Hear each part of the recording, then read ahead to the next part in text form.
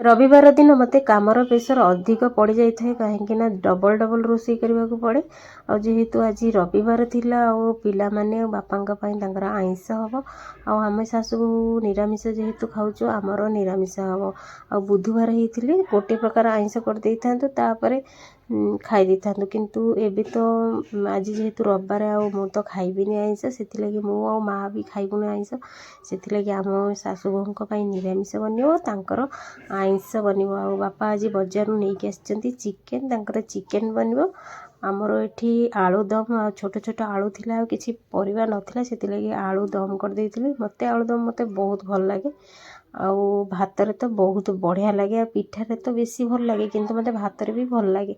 एठी मो आलू दम तरकारी पूरा रेडी मोर हेई आसलानी तापरे एपटरे ताकू रेडी कर सारी चिकेन पाई सब प्रिपेयर करी कहीं मसला मसली आलू फालू कटाकटी करके रेडी कर रखदेवी। एबे जो चूल्हे रोषे कला बेलू ना दी तीन टा आइटम हम गोटे चूल्ही से लेट हम।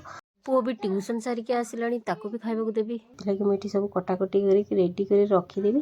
बापा चिकेन टा धोईकी आणिकी देले मते तापर मु चिकेन करी आ निरामिष जेहेतु मोर आलूदम तरकारी करंगे आ गोटे कौन आइटम करने को पड़ो। माँ को कही सजना पत्र शाग आणिकी देवे ताकू भी भलसे बाछि बुझिकी धोईकी रखीदे। सजना पत्र शाग आ पियाज पकईकी भाजी खाइले मते बहुत बढ़िया लगे। सजना पत्र पियाज पकईकी पियाज टिके अधिक पकई सजना पत्र रे भाजी खाइबे ना बहुत बढ़िया लगे।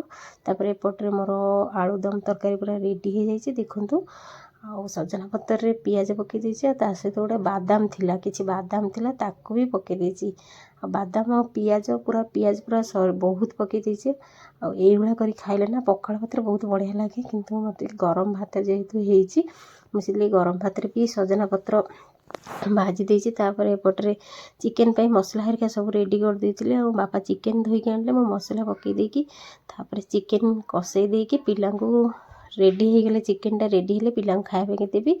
रहुछि वीडियोटी भल